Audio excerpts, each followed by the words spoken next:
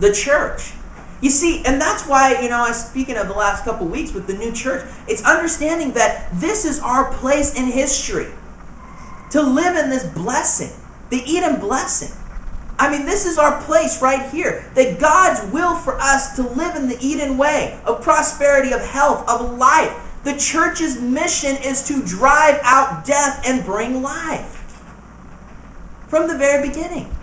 And you see this Isaiah prophesying this, saying that the Lord is going to make these wildernesses, these deserts, these horrible places that we've lived, to the Garden of Eden, the garden of the Lord. How? Through us, through the church, through Zion. The Eden system is God's way for His people to bless the whole earth by unleashing the provisions of heaven. Jesus prayed it, "Thy will be done on earth as it is in heaven."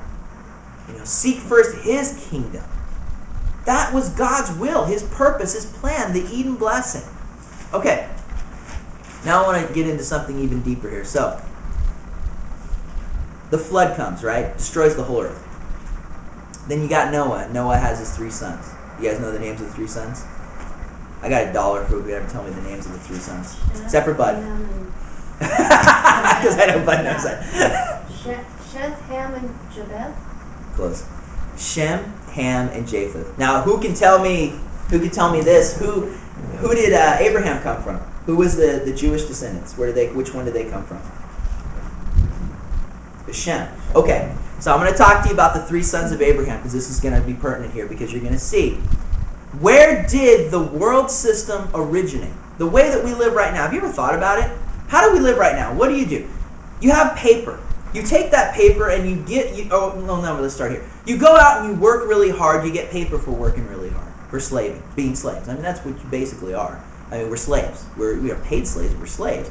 And we slave for some paper. We take that paper and we trade it for things that we want. Food, clothes, whatever, house to live in. It's a system. That's a way and look, I mean, how ingrained it is in our mind. If I told you right now that I need some clothes. I need some new clothes. What would you think? Well, go take some money, take some paper, take it down to the store and get yourself. Well, where am I going to get the paper? Well, the paper comes by going out and working and doing all this stuff. That's the world system. And I'm going to call it this from now on because you're going to see where this originated. It's the Babylonian system. It originated at the Tower of Babel back in Genesis. And I want to tell you about where it's coming. That's the way we think. We trust in that system. But what's happening to that system right now? It's failing.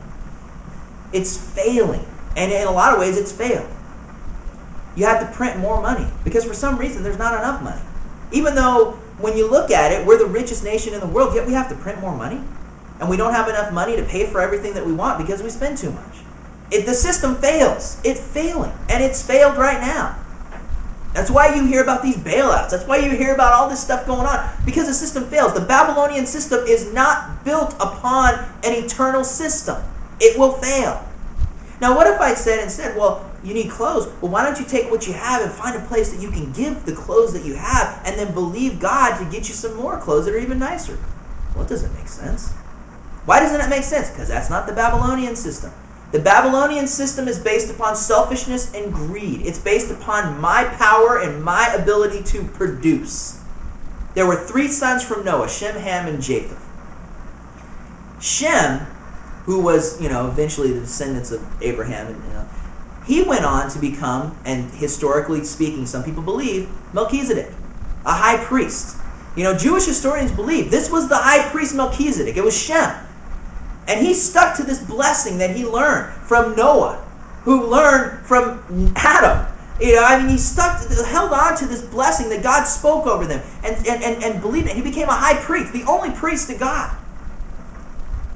But Japheth and Ham, they decided to go and do things their own way. And you read the story of Nimrod, who was a descendant.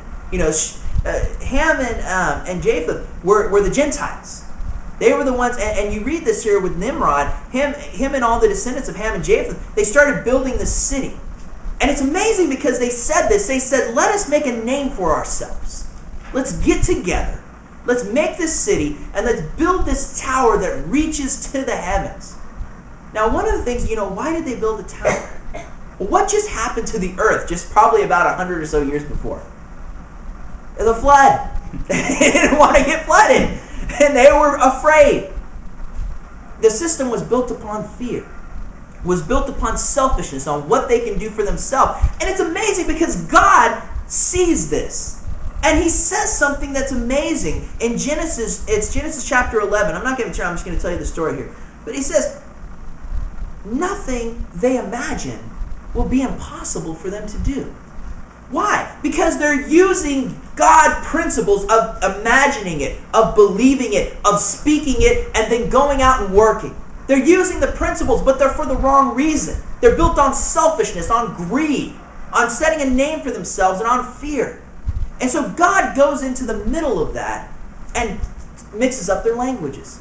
So they can't work together anymore. Confusion comes about. This Babylonian system originating at the Tower of Babel was based upon this confusion.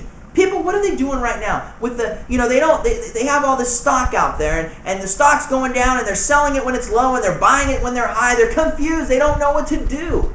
They're all freaked out in fear. Oh no, I'm not going to have a future. How am I going to pay my mortgage payment? How am I going to do this? Oh, I got to borrow more money. Got to borrow more money. It's a fear-based system. And this is where it originated. This world system. The Tower of Babel. Another flood's going to come. We better, get up here, because if God decides to strike us down again, we better be safe. We better build for ourselves something we can survive in this flood. It's all about them and what they can do with their own power. Do you guys understand that? That's the world system. What you can produce on your own. But the Eden system is based upon the faith of Abraham. Look at this. I love how he says this here. Go ahead and turn over to Romans chapter 4 while I tell you the rest of the story here. Romans chapter 4.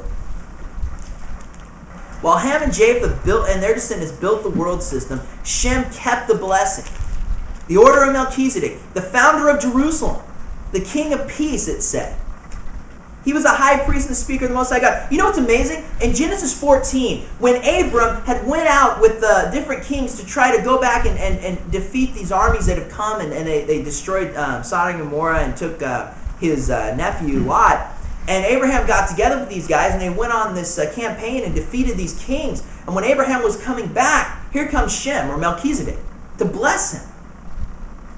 And it's amazing, because when he comes to him, he blesses Abraham and calls him the possessor of heaven and earth. You have a question? Okay. But he calls him the possessor of heaven and earth. He says to him, and then what does Abraham do? Well, first, Shem, or Melchizedek brings these elements of the covenant, brings the bread and the wine. And then he blesses Abraham, and he says, you're blessed. And what does Abraham do? Abraham believes him, and he responds by giving. He tithes, he gives to him. You see, he's living his life based upon the world system. You know what's interesting, or based upon the Eden system instead of the world system? He gives. You know what's amazing? How people, all through the Bible, their response to God is giving. I mean, you notice this. All through the Bible, when you see somebody have an experience with God, their response is they give something. You remember, what's the little short dude? Zacchaeus. He goes, I know, what's the little short dude? What's that little hobbit? Did you know that? It's the only short guy in the Bible. Zacchaeus. he's the patron saint of short people. So he goes and has dinner with Jesus, and he has this great experience with Jesus, and he realizes, what I've been doing is wrong, and he has this great experience, and so he starts to give. He gives. You see, because why? Because when somebody has an experience with God, and they realize that there's a system out there that's beyond that world system, that there's, people that don't pray and don't give, don't have that experience, don't have that faith. Because praying takes you to believe something outside of yourself. Giving takes you to believe something outside of yourself. If the world system says if you can't do it, it can't happen. If you can't make it happen, it can't happen. But God's system says there's something out there that's bigger than you that's going to take care of everything for you if you just abide by this system and live in this faith.